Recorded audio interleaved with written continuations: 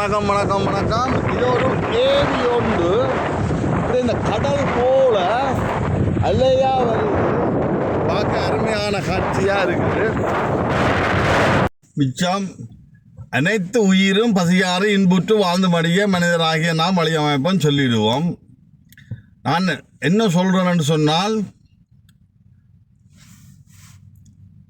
நான் பார்க்காத இன்பமும் இல்லை, பார்க்காத துன்பமும் இல்லை என்று சொன்னால், நான் பிறக்கைக்கு அப்பா இல்லை, அம்மா மறுமணம் முடிச்சு போனோன்னா வீடாக வளர்ந்து எத்தனையோ தேசங்கள் பார்த்துருப்பேன், எத்தனையோ மனிதர்களை பார்த்துருப்பேன். அப்போ எவ்வளோ துன்பங்களை பார்த்துருப்பேன், மரணங்கள் எத்தனையோ பார்த்துருப்பேன்.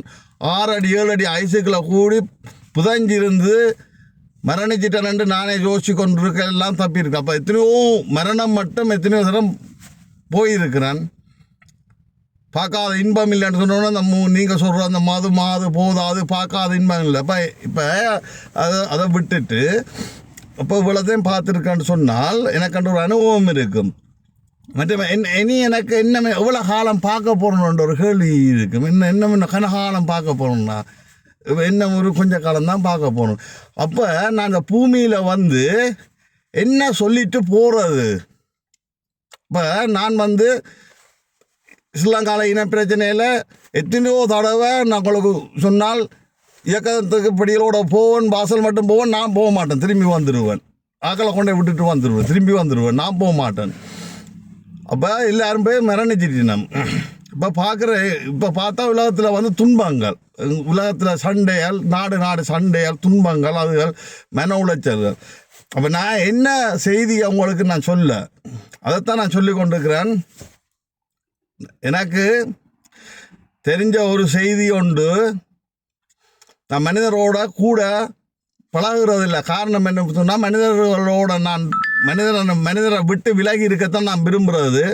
என்னென்னு சொன்னால், அவ்வளோத்துக்கு நான் சின்னல இருந்து நல்லா மனிதர்களோடு நல்லா பார்த்துருக்கிறேன். மனிதர்களை 1000ல் ஒருத்தவங்க கூடி மனிதராக இல்லை. அப்போ நான் ஒரு செய்தி ஒன்றை சொல்லிட்டு போகணும்னு சொன்னால், அந்த செய்தி இதுதான். கையில் வாக்கு பலம் ஒன்று சொல்லியிருக்கு. டக்குன்னு சொல்லிட்டு விடுறேன். வாக்கு பலம் ஒன்று சொல்லியிருக்கு. ஓகே, வாக்கு பலம் மக்கள் தீர்ப்பே மகேசன் தீர்ப்பு. அந்த வாக்கை அரசியலை அந்த வாக்கு மூலம் மாற்றலாம். எப்படி மாற்றலாமண்டா, பெண்கள் ஒன்று சேரணும். பெண்கள் ஆண்களுக்கு வாக்கு போடுறத தவிர்க்கணும்னா போடவே கூடாது. ஆண்கள் தேர்தல் நின்றா அந்த போடவே கூடாது. பெண்கள் ஒரு பெண்ணை தெரிஞ்செடுத்து அந்த பெண்ணுக்கு தான் வாக்கு செலுத்தணும். அப்படி பெண்கள் பிரியேக்கில் தான் ஒரு பெண்கள் கட்சி ஒன்று சொல்லி வலுவாக வரும். அது எங்கே ஆரம்பமாக்குறேன்னு சொன்னால், யாழ்ப்பாணத்துலேருந்து தான் துவக்கணும். வேண்டாம் தலையிலேருந்து அப்படியே கிளிநொச்சி மில்லத்து வடக்கு மாற, அங்கால மண்டல திருவண்ணாமலை மன்னார் மாற, தமிழீழ மாற, இலங்கை எடுத்து கட்டா உலகம் எல்லாம் தீயா உலகத்துக்கு பெற வேண்டும். கடைசியாக இதால் தமிழ் மொழிக்கு ஒரு ஆதிமொழி தமிழ் மொழிக்கு ஒரு தேசம் உலகத்தால் பெருசாக பெற்றுக்கொள்ளுவோம். சரி, இதுதான் நான் சொல்லக்கூடிய செய்தியாக இருக்குது. என்ன செய்தின்னு சொன்னால், பெண்கள் ஒரு ஆண்களுக்கு வாக்கு செலுத்தக்கூடாது. இதை டிக்டாக் ஆயுதம் என்று போடுவேன். டிக்டாக் ஒன்றே போதும்.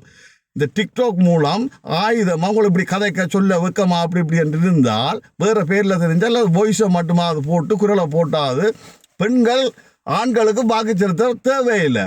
பெண்கள் குழந்தையை பெற்றெடுத்தால் உணவு உரையில் எல்லாம் மருத்துவம் அந்த குழந்தைக்கு தேவை. ஆண் இருக்கலாம், விட்டுட்டு போகலாம், விரும்பிதான் இருக்கலாம், விரும்பலாம், விட்டுட்டு போகலாம். அப்போ பெண்கள் அரசியல் பெண்களுக்குரியதுன்றதை முதல் எனக்கு விளங்கி கொள்ளக்கூடியதாக இருக்குது. 2வது விஷயம், நீங்கள் ஒரு பெண் தெரிஞ்செடுக்கிற பெண் நீங்கள் உடனே இப்படியான அந்த குதர்க்கமாக கதைக்கிற கதை இருக்குது. இந்திராந்தி இருந்த பெண், ஸ்ரீமா, சந்திரிகா எல்லாம் பெண்கள்லாம் இருந்த அவியல் பெண்கள் கட்சி, ஆனால் ஆண்களோட சேர்ந்த கட்சிகள், ஆண்களால் தூண்டப்பட்டு இருக்கிற கட்சி. நான் சொல்கிறேன் பெண்கள் கட்சி, பெண்கள் மட்டும். அவியலோட ஆண்களும் சேர அங்கே ஆண்கள் சேர்ந்தோன்னா பெண்கள் கட்சி ஒரு நிலையாக வரும், நிலையாக உலகம் எல்லாம் வரணும். 2வது விஷயம் என்னென்னா, யோசித்து பார்த்தா இப்படி ஒரு பிள்ளை ஒன்று நடக்கும். அந்த வார ஒரு பெண், அந்த பெண் ஏமாத்து வேலையில் ஈடுபடலாமே.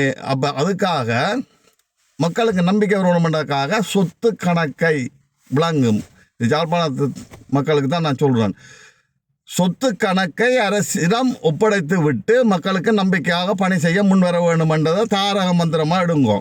சொத்து கணக்கை அரசிடம் ஒப்படைத்து விட்டு மக்களுக்கு நம்பிக்கையாக பணி செய்ய முன்வர வேண்டும் என்று சொன்னால், இப்போ இப்போ இந்த வார பெண் நான் பிளவிட்டால் வார அரசு இந்த சொத்து கணக்கை எல்லாத்தையும் எடுத்துடலாம் என்று சொன்னால், அப்படி சொன்னால் ஒரு பணக்கார பொம்பளை வராது, புகழாசை பிடிச்ச பணக்காராக வர மாட்டினோம், காசு பணம் உள்ளாக்கல. என்ன அடுத்த அரசுக்கு வந்தால் கட்டாயம் எடுக்கும், ஏதோ ஒரு பிள்ளை விடத்தான் போயினோம், அல்லது அடுத்த அரசு ஒரு பிள்ளையை ஒன்று பிடிக்கத்தான் போகுது. அப்போ மக்களுக்கு யார் பணிவிட செய்யணுமோ அவங்க எல்லாம் பெறவினோம். இதை யாழ்ப்பாணத்தில் துவங்கி யாழ்ப்பாணத்தில் பெண்ண இல்லைச்சாம் இதை கேட்குற ஒரு பொம்பளைக்கு யாராவது விளங்கினால், இதை உங்களோட பேரில் யாரில் திறந்து இந்த யாழ்ப்பாணத்தை மாற்றினால் தமிழீழ தண்டவாளில் மாறும். ஒரு கதவு திறந்தால் சரி தான், நாங்கள் ஓப்பன் ஆகினோன்னே சரி என்ன அணைக்கட்டு போகணும், கொஞ்சம் ஓட்டத்தில் சொன்னீங்கன்னா அணே உடைஞ்சிரும் மாற. சிங்கள மக்கள் இதை நல்ல மண்டை ஏற்றுக்கொண்டு இலங்கை மாற ஜனாதிபதி உட்பட அமைச்சர்கள் சொத்து கணக்கு அரசு ஒப்படைத்து விட்டு மக்களுக்கு நம்பிக்கையாக பணி செய்ய முன்வரணுமா, பெண்கள் ஆட்சி ஒன்று சொல்லி இப்படி வந்திருக்காமன்று இப்படி துவங்கவே உலகம் எல்லாம் தீயா பரவி உலகத்தில் எல்லாருக்கும் உணவு உரைகள் கல்வி மருத்துவம் பாதுகாப்பு இலவசமாக உலகத்தில் எல்லாருக்கும் நல்ல ஆட்சியில் கிடைக்கும். இப்போ இந்த அமைதி சாந்தம் சமாதானம் சந்தோஷம் மகிழ்ச்சி நிம்மதி உலகம் எல்லாம் இந்த இருக்கிற அணுக்கழிவுகளையும் ஆபத்தான இந்த கண்டுபிடிச்சி வச்சுக்கிற இந்த லேப் வழியை கண்டுபிடிச்சி வச்சுக்கிறாங்களாம் வைரஸுகளையும் கொண்டு போய் அண்ட வழியில் அறிஞ்சு பூமியை பூஞ்சொலியாக கொண்டு வரலாம் என்ற செய்தியை நான் எத்தனையோ தடவை சொல்லிட்டேன், மீண்டும் ஒரு தடவை சொல்லியிருக்கிறேன். நன்றி, வணக்கம்.